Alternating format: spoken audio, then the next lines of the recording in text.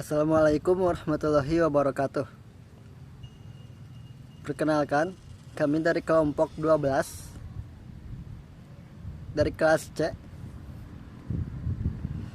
Saya sendiri Aldi Muhammad Fauji dengan NPM 2534011111123. Perkenalkan, nama saya Ersana Fitri dari kelas C dengan NPM akhir 126. Akan mempresentasikan materi berjudul Pancasila sebagai dasar nilai pengembangan ilmu, pengetahuan, dan teknologi.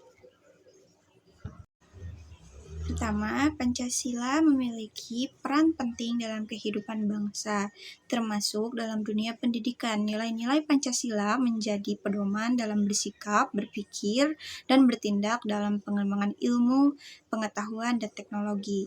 Kedua, ilmu pengetahuan adalah pengetahuan yang benar dan dapat dipertanggungjawabkan. Sedangkan teknologi adalah persiapan penerapan ilmu untuk membantu manusia menyelesaikan masalah.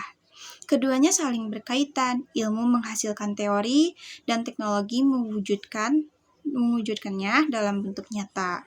Ketiga, Pancasila menjadi dasar agar perkembangan ilmu dan teknologi dapat sejalan dengan nilai-nilai moral, kemanusiaan, dan kepentingan masyarakat. Dengan begitu, teknologi yang maju tetap membawa manfaat dan tidak menyimpang dari jati diri bangsa. Pancasila sebagai dasar pengembangan ilmu pengetahuan dan teknologi. Kita bisa mengetahui bahwa menerapkan Pancasila sebagai paradigma pembangunan berarti menjalankan nilai-nilai Pancasila sebagai dasar dan arah dalam setiap kebijakan pembangunan bangsa. Setiap langkah pembangunan harus berlandaskan pada keadilan sosial, kemanusiaan, dan kesejahteraan bersama, bukan sekedar mengejar pertumbuhan ekonomi.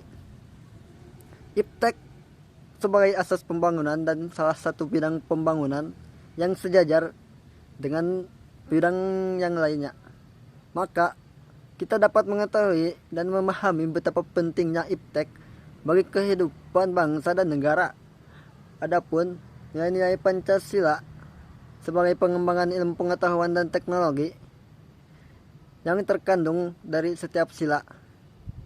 Pertama, nilai ketuhanan, di mana iptek tidak hanya memikirkan apa yang ditemukan, dibuktikan, dan diciptakan, tapi juga harus dipertimbangkan maksud dan akibatnya. Kedua, nilai kemanusiaan memberikan dasar-dasar moral bahwa kita sebagai manusia dalam mengembangkan iptek harus dengan cara-cara yang beradab dan digunakan sesuai dengan porsinya. Ketiga, nilai persatuan mendasari bahwa iptek hendaknya dapat menumbuhkan rasa nasionalisme, rasa kebesaran bangsa, serta rasa keluhuran bangsa sebagai dari umat manusia. Keempat, nilai kerakyatan mendasari bahwa pengembangan iptek dengan bersifat merakyat, artinya untuk rakyat. Kelima, nilai keadilan dalam pengembangan iptek harus menjaga keseimbangan keadilan dalam kehidupan manusia. Dari kelima nilai dasar Pancasila tersebut dapat disimpulkan bahwa Pancasila sebagai fondasi yang kuat, dasar nilai, pedoman, dan pengendali dalam pengembangan iptek di Indonesia. Khususnya kita sebagai mahasiswa untuk mengembangkan iptek dengan sebaik-baiknya dan digunakan sesuai kebutuhan, sehingga pengembangan iptek tidak bertentangan dengan nilai-nilai Pancasila, karena Pancasila dan iptek itu saling melengkapi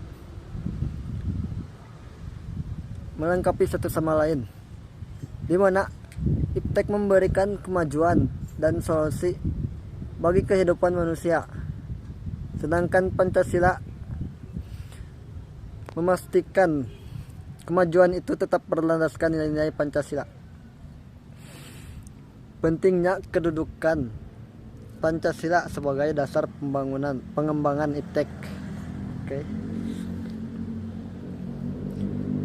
Karena Pancasila berfungsi sebagai panduan nilai dan etika yang memastikan iptek dikembangkan secara tanggung jawab, selaras dengan nilai-nilai Pancasila dan memberikan manfaat bagi kesejahteraan masyarakat.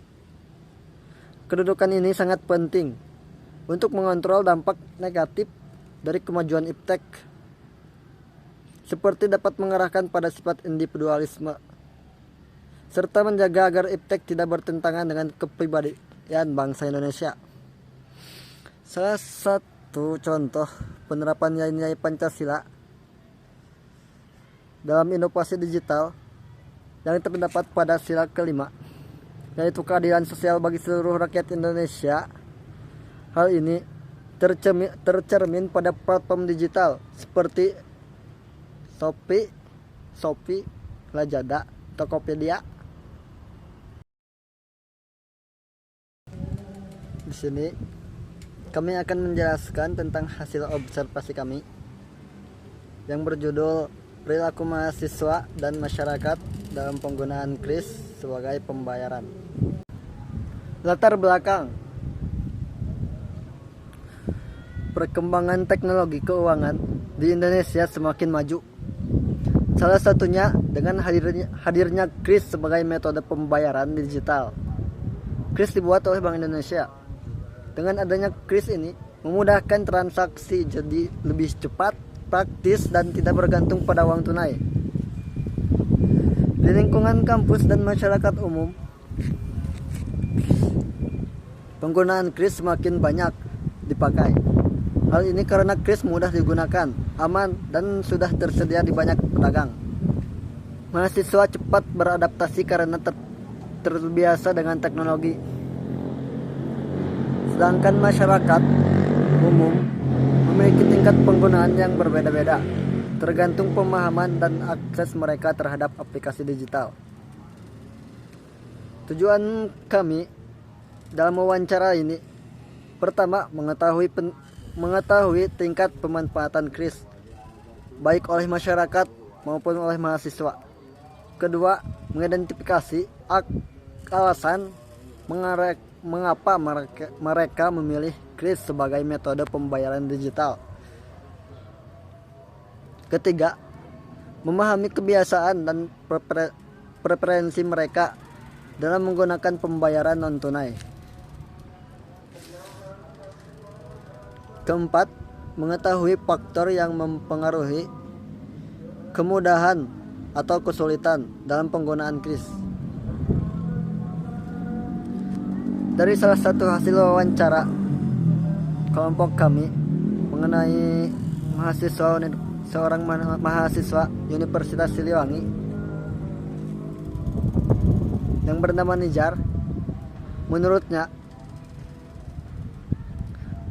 penggunaan kris itu sangat memudahkan baik dalam bertransaksi maupun dalam hal lainnya, karena lebih simpel dan lebih mudah dibawa, serta gak harus ribet nunggu kembalian. Dalam segi keamanan juga lumayan aman karena sudah ada sandi. Tapi menurutnya kalau banyak saldo kris, jadi banyak saldonya, maka otomatis dalam pengeluarannya selalu lebih boros, karena kita selalu gak tahan gitu untuk berbelanja. Terima kasih. Sumber mengatakan bahwa QRIS sangat memudahkan dia, terutama ketika dia membawa anak. Dia tidak perlu menyiapkan uang tunai atau menunggu kembalian. Cukup dengan memindai kode dan pembayaran selesai. Namun, dia juga mengatakan kalau saat saldonya banyak, dia terkesan lebih boros dan selalu ingin berbelanja online.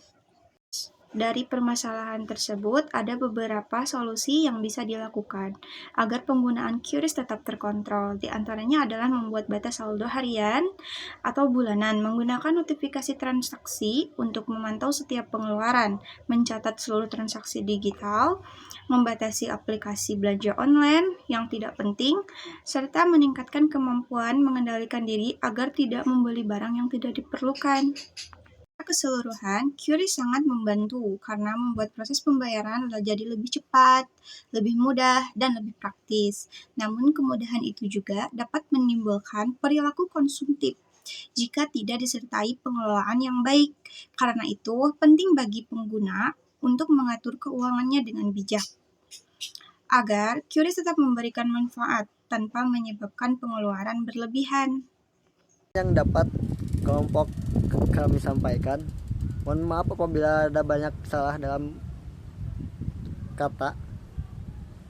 Assalamualaikum warahmatullahi wabarakatuh.